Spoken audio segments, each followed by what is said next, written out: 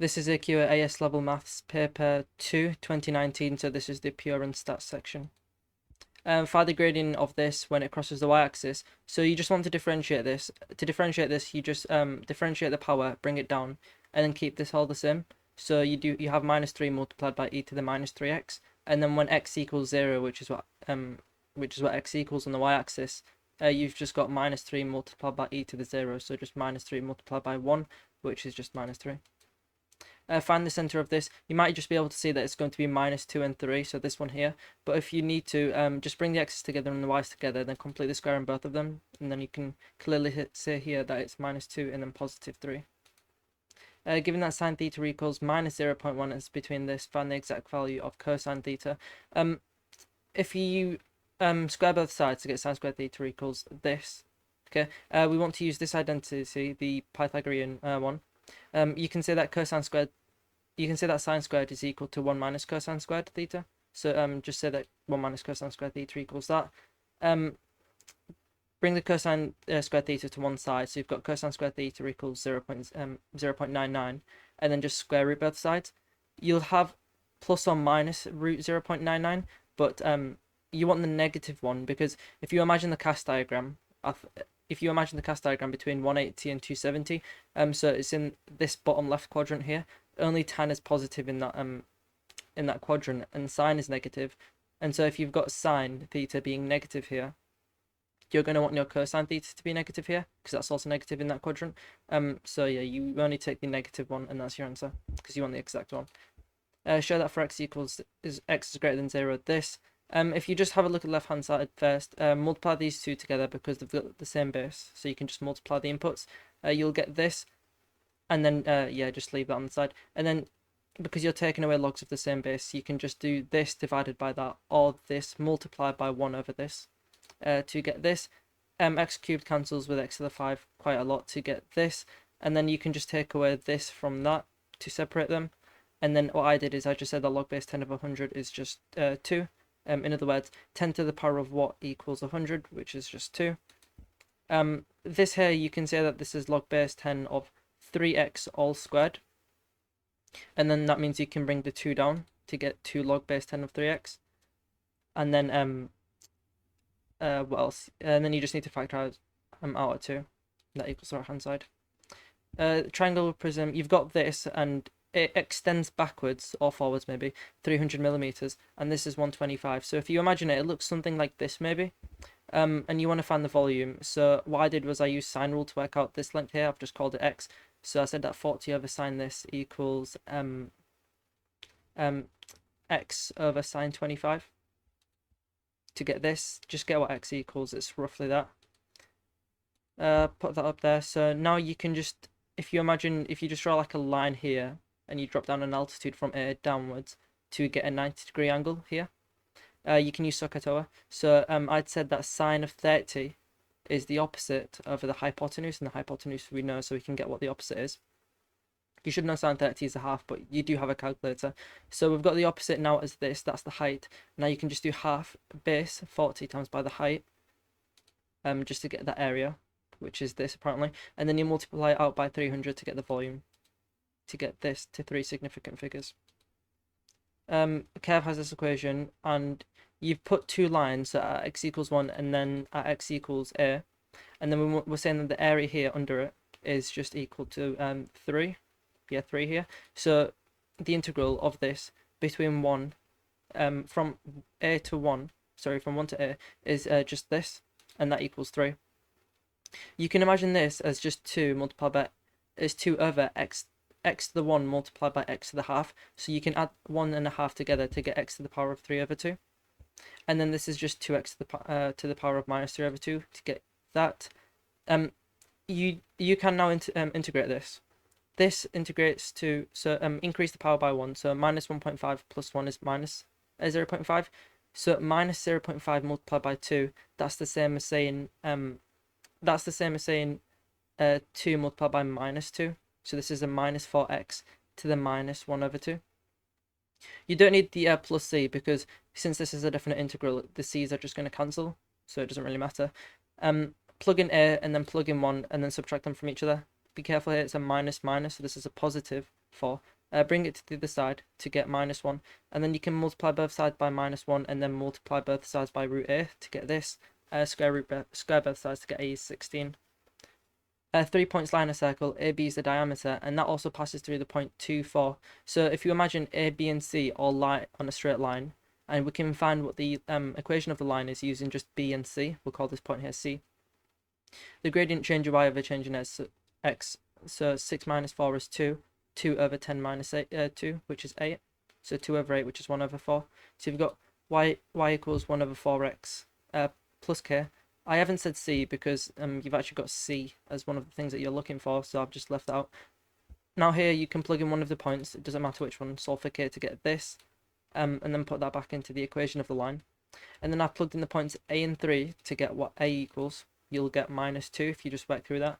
I'm not going to go over like every single tiny bit, say like take away 3.5 from both sides and then multiply by 4, because I'm sure you know how to do that. Put this back into there to get this, and then you've also got b as this. Now because this is a diameter, you can say that the length of it, which is just this, so it's just Pythagoras. So from -2 to 10 is 12, and then from 3 to 6 is just a 3, and that length there is the diameter, which is just 3 root 17. And if you half it, you've got the radius, and then if you square it, you'll have the radius squared, which is e. So e is 38.25 if you square this. Now the center is just the midpoint of these two points here. So you have -2 plus 10 over 2, and then 3 plus 6 over 2. You'll get 4.5. So that tells us that C is 4 and D is 4.5. Just be careful. There's already a minus here, so you don't need to say it's minus or whatever. A curve has this equation, passes through this point. The gradient at that point is 8. Find the values of P and Q. Okay, so we've got the gradient at a specific point, so we want to differentiate. This is going to be 3x squared plus 2px plus q, and then the -45 just goes away because it's a constant. You'll get this. Now you can just plug in the point when x equals 2, so just do that, and you can set that equal to 8 because that's what it tells us.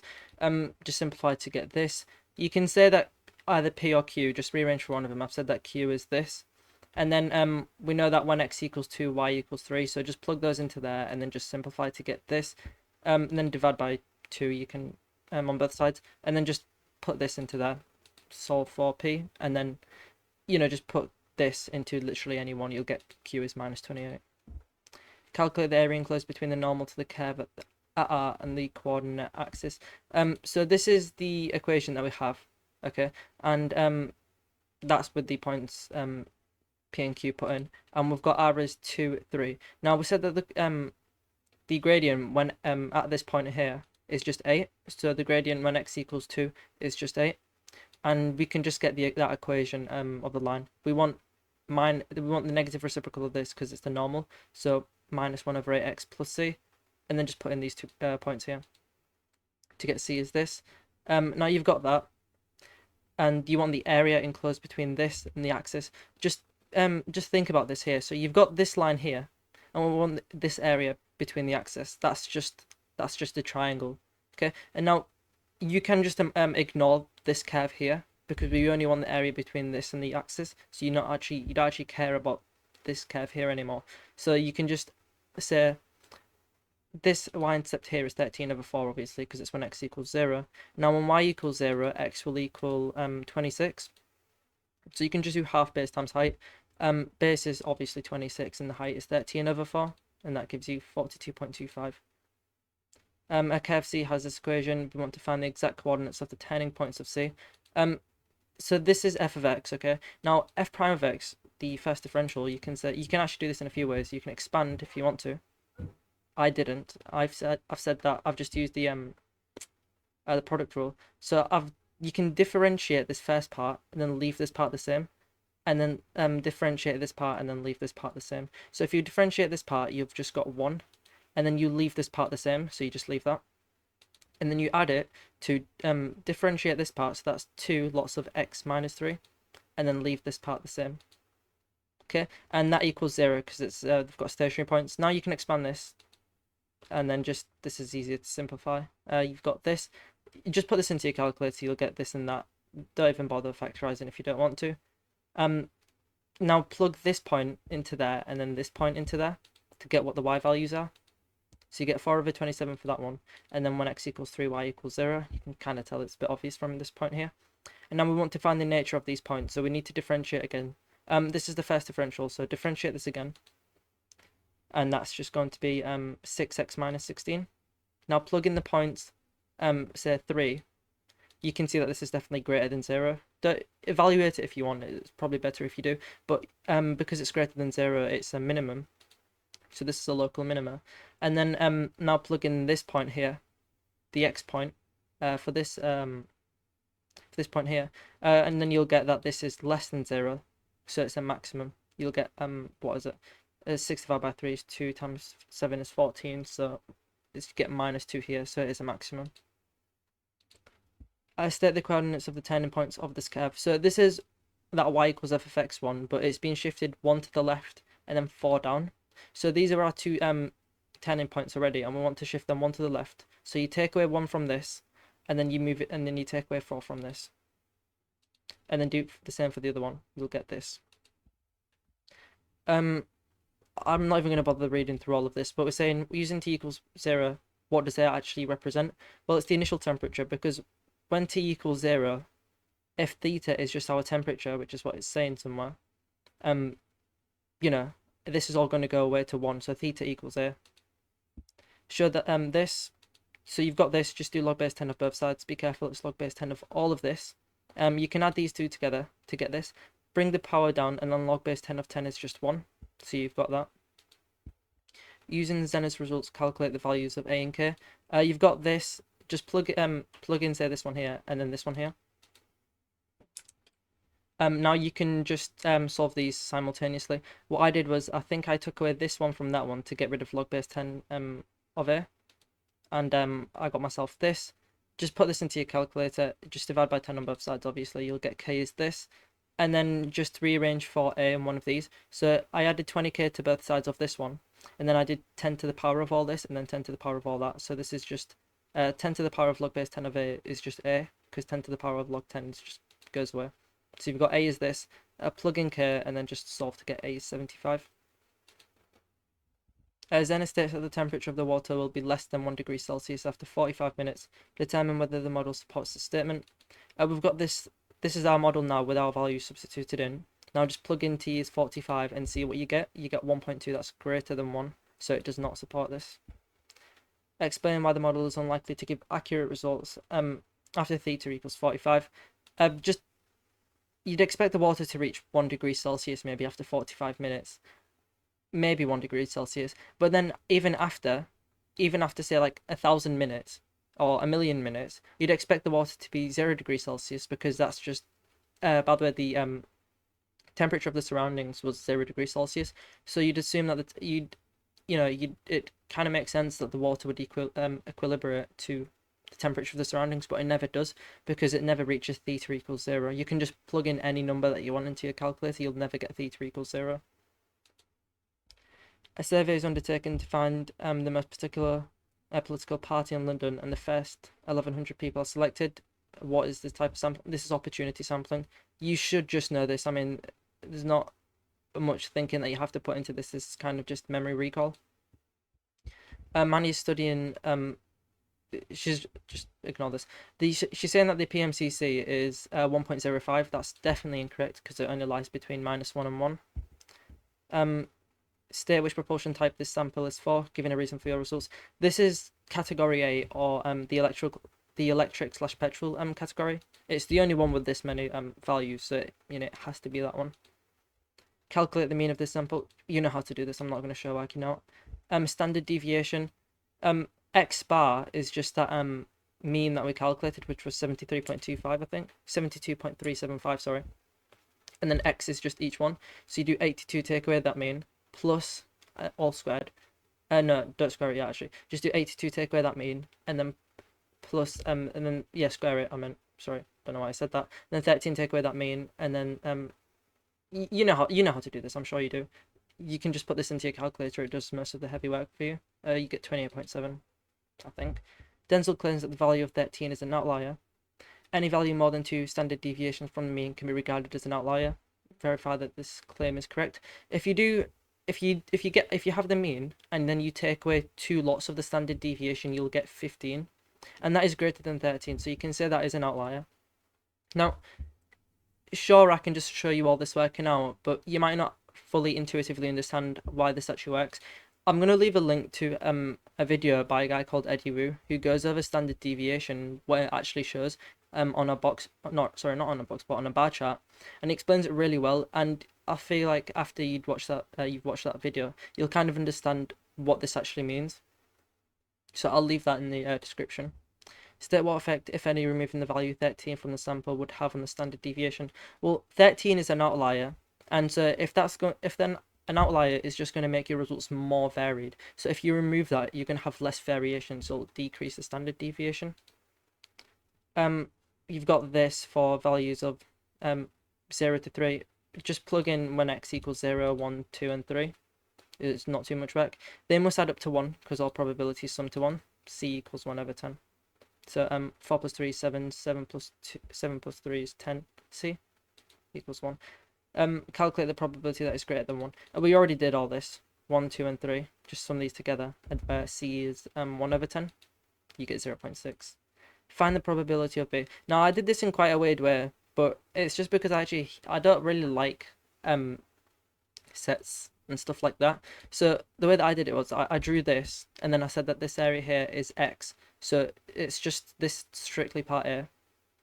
So it's just, yeah, so you're excluding all of this. So this part here is just X, and then the intersection is Y, and then this part here is Z.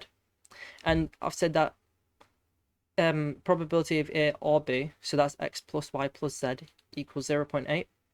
And then we're saying that A, which is just X plus Y, because it's this full circle here, is 0.2. So I'll plug this into there to get 0.2 plus Z equals 0.8. So I can say that Z is 0.6. So this point here, this part here is 0.6.